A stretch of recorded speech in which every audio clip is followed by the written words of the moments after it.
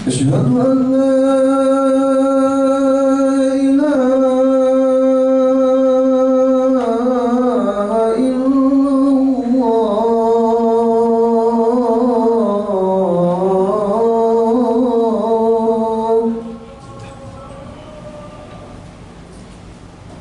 أشهد أن لا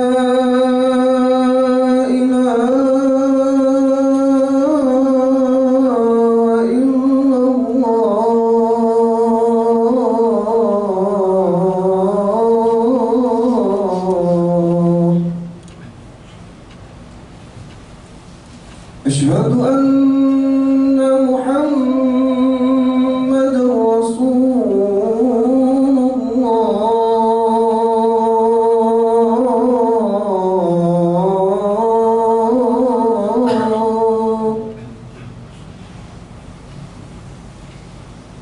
أشهد أن محمد رسول الله.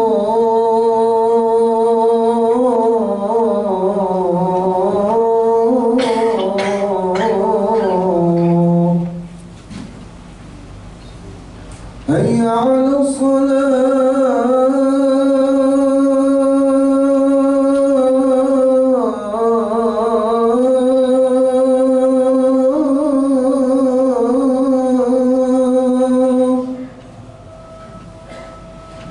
هيا على الصلاة.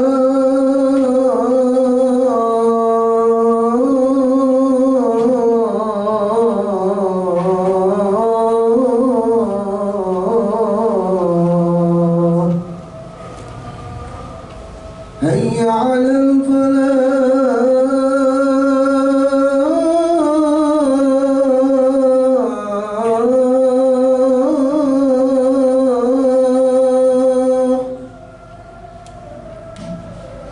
هيا على الفلاح.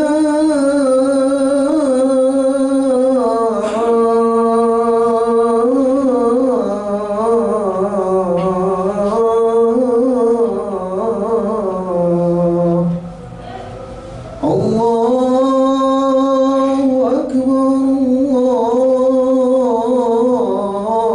الله أكبر. لا إله إلا الله.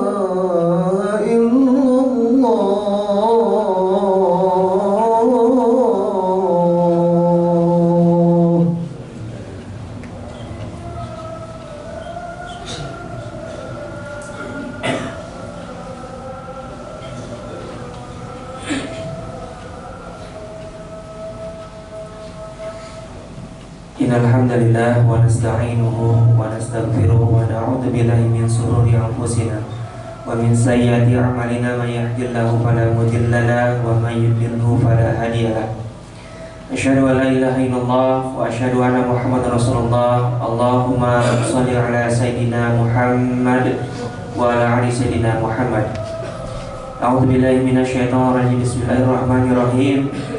Ya ayyuhalladzina amanu ittaqullaha haqqa tuqatih wa la tamutunna illa wa antum muslimun. Shadaqallahul azim. Jamaah salat Jumat yang dirahmati Allah Subhanahu wa taala, bersyukur kita pada Allah atas limpah nikmat yang masih selalu Allah hadirkan dalam hidup kita. Wabil khusus nikmat iman, Islam, sehat walafiat, dan juga nikmat kita masih Allah berikan rezeki dengan kita masih bisa bekerja. Dan tentunya semoga semua nikmat tersebut kita bisa gunakan di jalan Allah untuk bisa menebar manfaat kepada sesama kita. Dan insyaallah kita termasuk sebagai golongan orang-orang yang pandai bersyukur.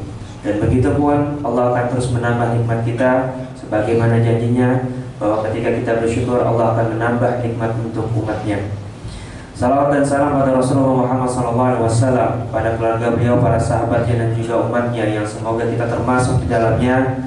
Untuk itu jamaah yang dirahmati Allah Subhanahu wa taala, mari kita memperbanyak membaca salawat serta menghidupkan sunnah-sunnah beliau sehingga kelak di yaumil akhir kita mendapatkan syafaat dari baginda Nabi Muhammad SAW. Jamaah salat Jumat yang dirahmati Allah Subhanahu wa taala, kembali Al-Fakir Khatib di mimbar yang mulia ini mengingatkan dirinya pribadi dan juga tentunya untuk para jamaah sekalian untuk selalu kita meningkatkan iman dan takwa kita hanya pada Allah Subhanahu wa taala. Dengan kita berikhtiar, berusaha semaksimal mungkin menaati semua perintah Allah Subhanahu wa taala, dan juga kita berikhtiar, berusaha sekuat tenaga untuk bisa kita menjauhi semua larangan Allah Subhanahu wa taala. Dan dua hal inilah yang akhirnya menjadi bukti bagaimana ketakwaan kita jaga sedemikian rupa, yang pada akhirnya ketakwaan ini akan terus kita pertahankan sampai akhir hidup kita, yang kelak akan menjadi sebaik-baik bekal di kehidupan akhirat kelak. Dan semoga kita semua menjadi hamba Allah yang bertakwa dan masuk ke dalam surganya Allah Subhanahu wa taala. Amin ya rabbal alamin.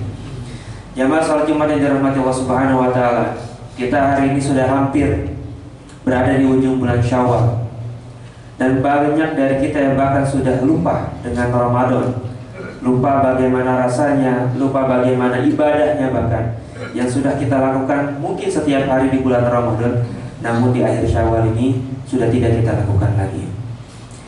Kalau kita lihat para salafus saleh, bagaimana mereka sampai 5 bulan ke depan setelah Ramadan berlalu, mereka masih berdoa. Mereka masih begitu khawatir, bahkan takut amal-amal yang mereka lakukan di bulan Ramadan kemarin itu tidak diterima oleh Allah Subhanahu wa taala. Dan bahkan kita sangat mengetahui bagaimana kualitas dan kuantitas ibadah para salafus saleh, orang-orang saleh terdahulu, begitu luar biasanya. Namun mereka masih saja tetap khawatir apakah ibadah Ramadan mereka akan diterima oleh Allah Subhanahu wa taala. Dan kekhawatiran pun juga tidak berhenti sampai di situ. Mereka khawatir di tahun selanjutnya apakah mereka masih bisa bertemu dengan Ramadan atau tidak. Sedangkan mungkin kita al-fakir sendiri pun di akhir bulan Syawal ini sudah kadang lupa bagaimana rasanya Ramadan kemarin sudah kita lalui sebulan penuh. Bahkan lupa, hilaf, tidak lagi menjalankan amalan-amalan yang kita jalankan di bulan Ramadan kemarin. Dan tentunya mari kita mengingatkan diri kita pribadi pada hari ini, dan semoga mengingatnya kita pada hari ini bisa kita kuatkan diri kita untuk bisa terus menjalankan nilai-nilai Ramadan di bulan-bulan selanjutnya sampai Allah temukan kembali kita di bulan Ramadan di tahun-tahun selanjutnya. Yang pertama, jamaah yang dirahmati Allah Subhanahu wa taala, ketika bulan Ramadan kita merasakan ketenangan yang begitu luar biasa. Wabil khusus untuk orang-orang yang beriman. Karena memang pintu surga Allah buka sedemikian rupa, dan frekuensinya sampai hanya kepada orang-orang yang beriman. Maka ketenangan pun akan tiba dalam hati orang-orang yang beriman. Mereka menjalankan ibadah dalam kehausan, dalam kelaparan, dalam tekanan pekerjaan mungkin, tapi tetap bersikap tenang. Namun akan sangat berbeda ketika hal tersebut terjadi di luar Ramadan. Kita telah makan siang saja, lalu mendapatkan tekanan dalam pekerjaan dan situasi tertentu, maka emosi kita sudah mulai memuncak. Tapi ketika Ramadan, kita bisa menjalankan keseharian kita penuh dengan ketenangan. Dan tentunya ini adalah bagian dari rahmat Allah Subhanahu wa taala. Ketika pintu surga dibuka, maka ketenangan itu hadir dalam hati dari orang-orang beriman. Dan pertanyaannya adalah, apakah kita masih setenang ketika kita menjalankan Ramadan kemarin? Perilaku kita, sikap kita.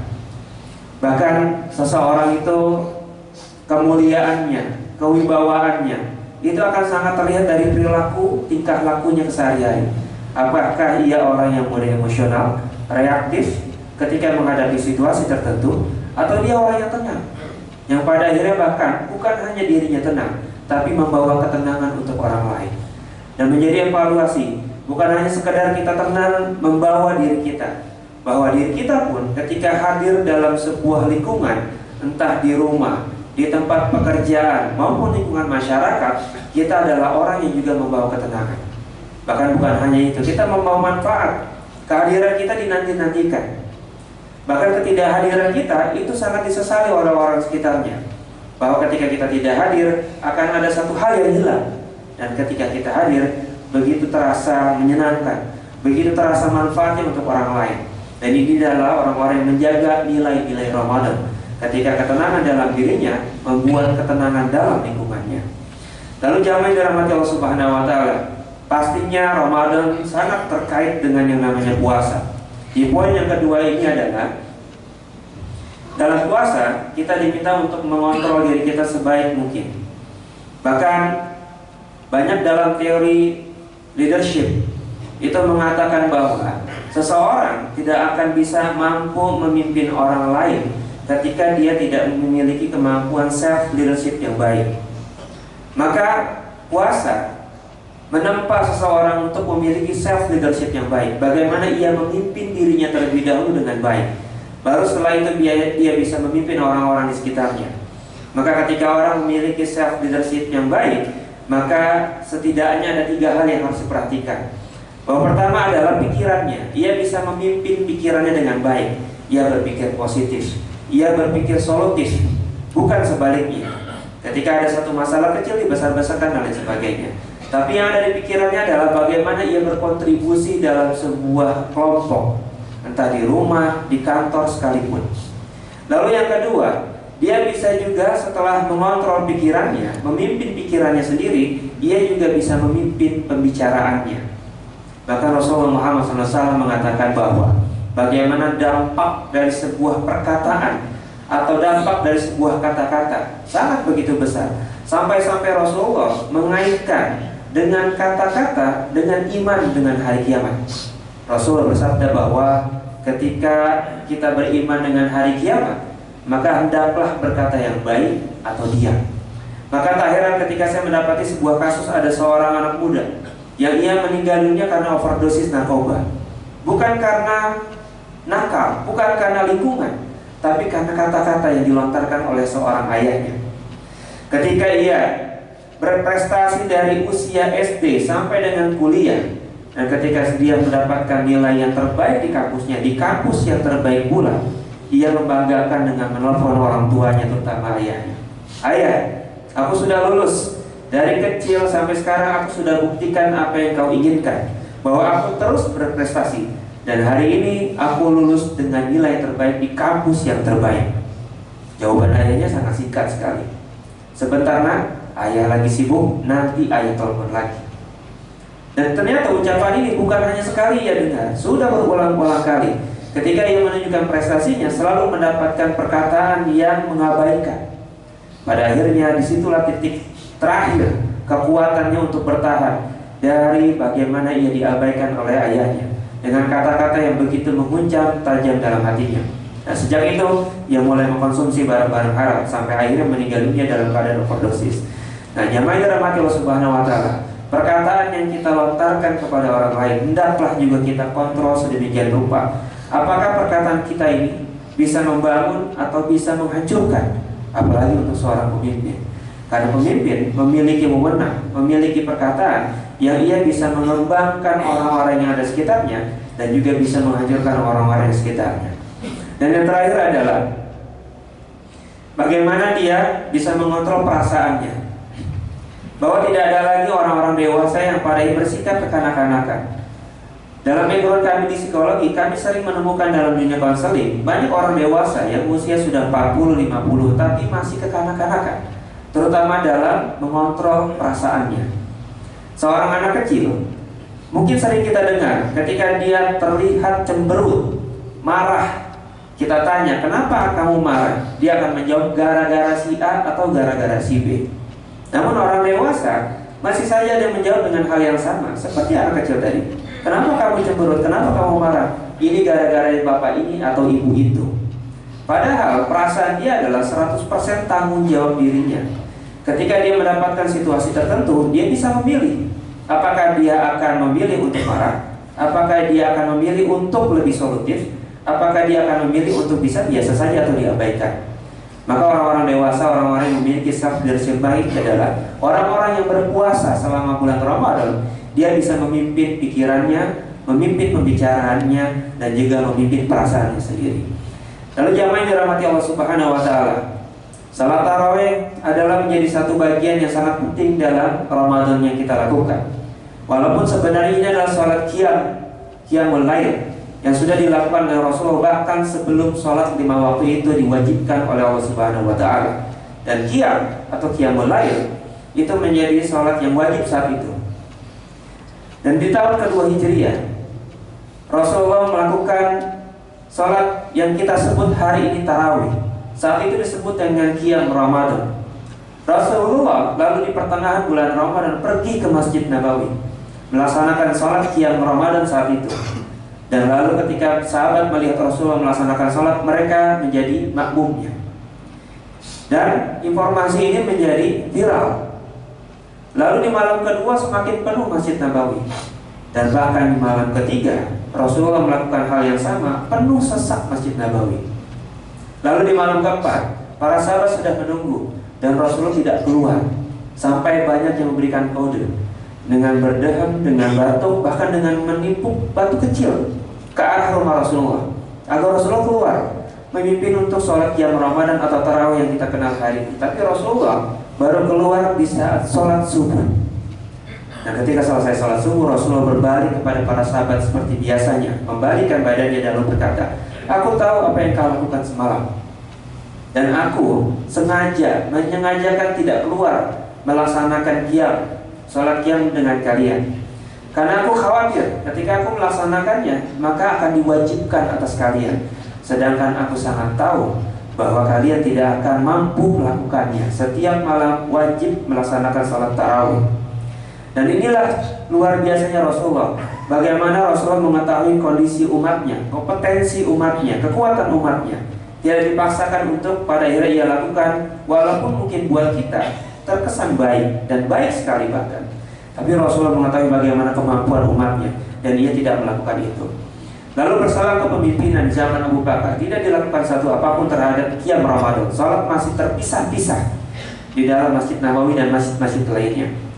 Lalu zaman Umar bin Khattab, barulah setelah itu sholat qiyam Ramadan atau tarawih yang kita sebut hari ini disatukan oleh Umar bin Khattab.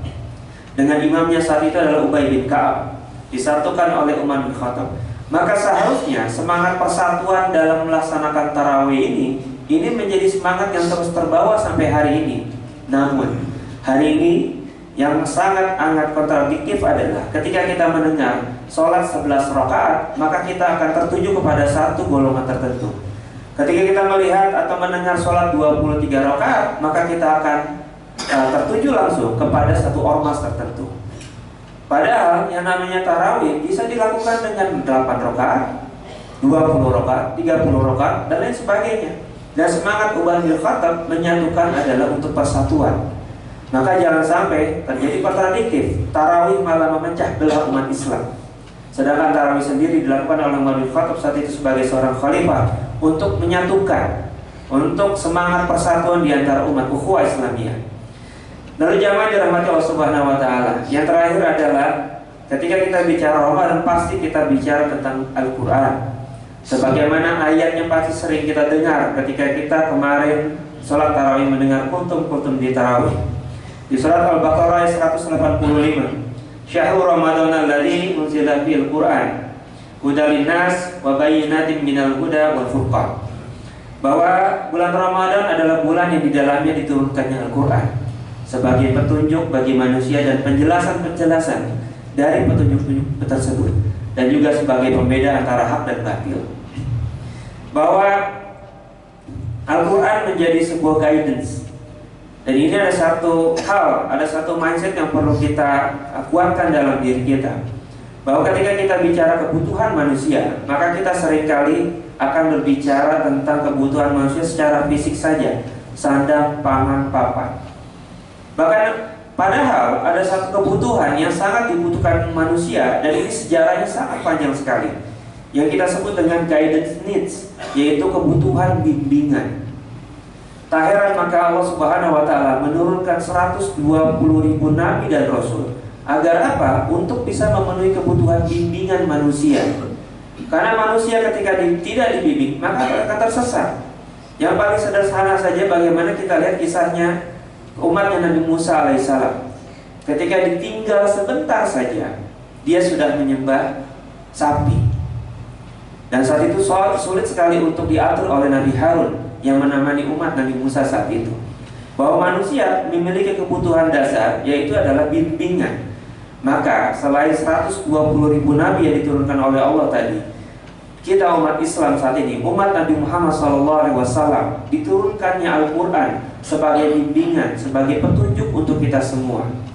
Maka seringkali ada yang bilang, Ketika kita Ramadan menjadi bulan tarbiyah, bulan pendidikan, selama sebulan penuh 30 hari kita di-training oleh Allah. Tapi kenapa setelah lepas Ramadan kita balik lagi default, balik lagi ke settingan pabrik, lalai lagi, maksiat lagi, berdosa lagi. Dan karena pada akhirnya setelah Ramadan kita tidak dibimbing kembali, sedangkan kita manusia punya kebutuhan sebagai, yaitu dibimbing oleh orang-orang yang saleh. Maka Al-Quran menjadi satu-satunya buku atau kitab yang kita jadikan sebagai pembimbing dalam kehidupan kita. Bukan hanya sekedar bacaan-bacaan yang kita baca berpahala, itu betul. Tapi Al-Quran bukan hanya sekedar di situ saja fungsinya. Bahwa Al-Quran harus kita kaji setiap bulan mungkin, setiap minggu mungkin, untuk kita mendapatkan bimbingan dari Allah Subhanahu wa Ta'ala. Maka tak heran dalam dunia training pun begitu. Seseorang mendapatkan training selama 3 hari, setelah training 3 hari, mungkin seminggu mendapatkan dampak dari perilakunya. Tapi setelah itu bubar lagi. Kenapa? Karena tidak ada bimbingan kembali. Maka jamaah dalam hati Allah Subhanahu wa Ta'ala, selepas Ramadan yang kita lakukan sebulan penuh, hendaklah pastikan diri kita selalu mendapatkan bimbingan, terutama tentang Al-Quran. Kita mengaji setiap pekan sekali, 2 minggu sekali pun tidak masalah, sebulan sekali pun tidak masalah. Tapi kita pastikan kita mendapatkan bimbingan terus dari orang-orang yang soleh, dari orang-orang yang berilmu, yang pada akhirnya kita terus tetap menjadi orang-orang yang bertakwa. Jamaah dirahmati Allah Subhanahu wa Ta'ala, semoga Allah memberikan kita kekuatan untuk bisa terus menjaga nilai-nilai Ramadan kita, menjadi hamba Allah yang tenang dan memberikan ketenangan kepada orang lain, menjadi hamba Allah yang pandai memimpin dirinya sendiri, sehingga ia juga pandai memimpin orang-orang sekitarnya menuju ke dalam kebaikan, menjadi orang-orang yang pada akhirnya ia mempersatukan umat ini, bukan memecah belah, dan menjadi orang yang pada akhirnya memastikan dirinya untuk selalu dalam bimbingan Allah Subhanahu wa Ta'ala. A'udzubillahi minasyaitonirrajim. Bismillahirrahmanirrahim. Wal 'asr. Innal insana lafi khusr. Illal ladzina amanu wa 'amilus solihati wa tawassaw bil haqqi wa tawassaw bis sabr. Barakallahu li wa lakum fil Qur'anil 'azim wa nafa'ni wa iyyakum bima fihi minal ayati wa dzikril hakim. Wa taqabbalallahu minni wa minkum tilawatahu innahu huwal ghafurur rahim.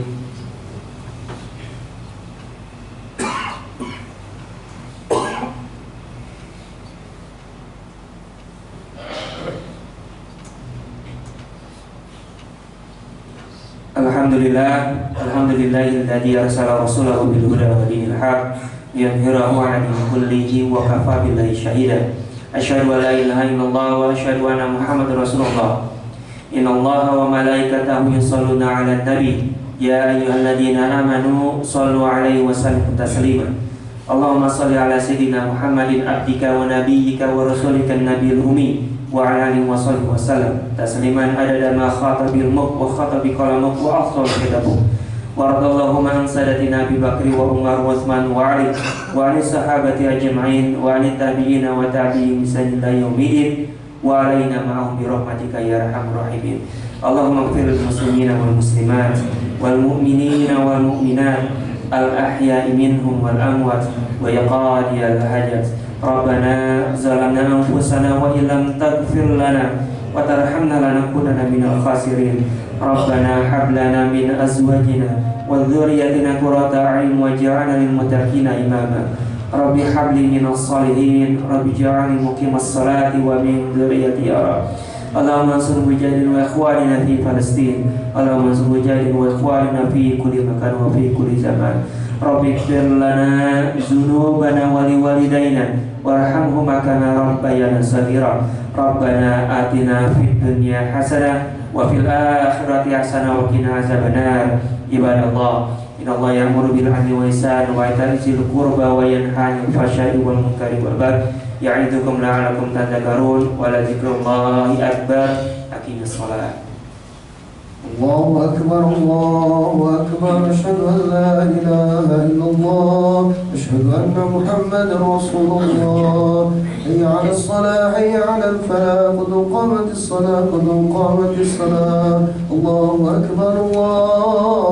أكبر لا إله إلا الله. Diluruskan dan dirapatkan bersensatnya, insyaallah semakin menggunakan pahala sholat kita.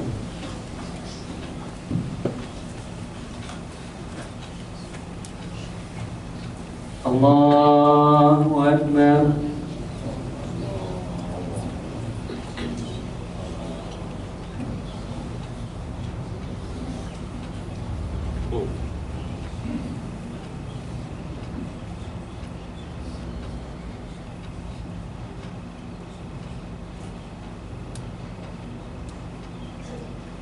Bismillahirrahmanirrahim.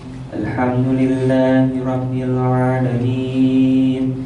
Ar-Rahmanir-Rahim. Maliki yaumiddin. Iyyaka na'budu wa iyyaka nasta'in. Ihdinas siratal mustaqim.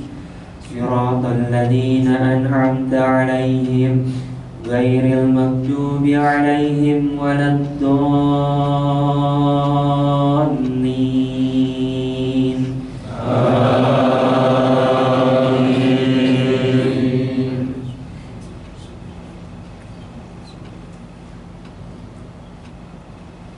Bismillahirrahmanirrahim. Wattini wazzaitun wa turi sinina wa hadzal baladil amin. Laqad khalaqnal insana fi ahsani taqwim. Thumma radadnahu asfala safilin. Illa alladhina amanu wa 'amilus solihati falahum ajrun ghairu mamnun. Fama yukadzibuka ba'du biddin. Alaysa Allahu bi ahkamil hakimin. Allahu Akbar.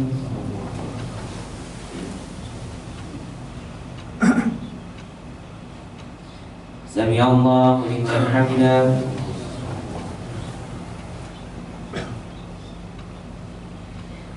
Allahu Akbar.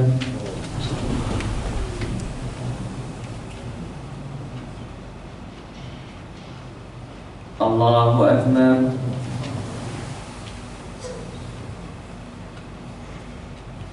Allahu Akbar.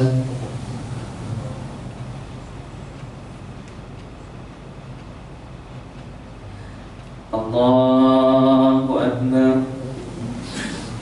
Bismillahirrahmanirrahim. Alhamdulillahi rabbil alamin. Ar-Rahmanir-Rahim. Maliki yaumiddin.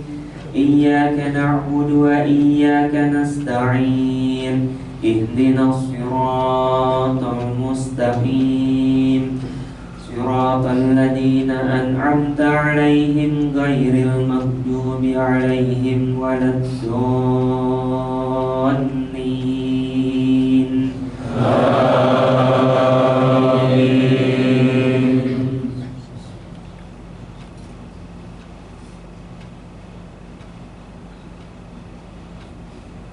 Bismillahirrahmanirrahim. Idza jaa nasrullahi wal fath wa ra'aitan nasa yadkhuluna fi dinillahi afwaja fasabbih bihamdi rabbika wastaghfirhu innahu kana tawwaba. Allahu Akbar.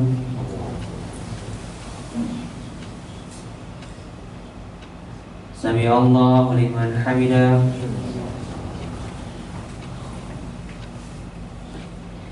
Allahu Akbar.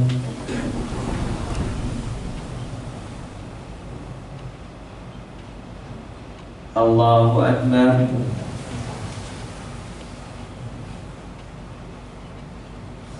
Allahu Akbar.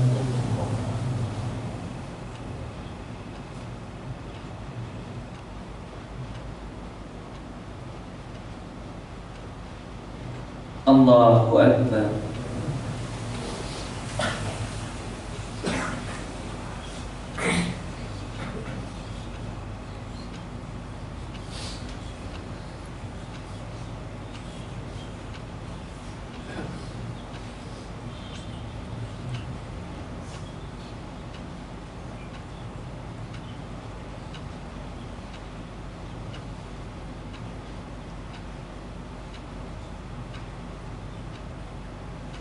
Assalamualaikum warahmatullahi.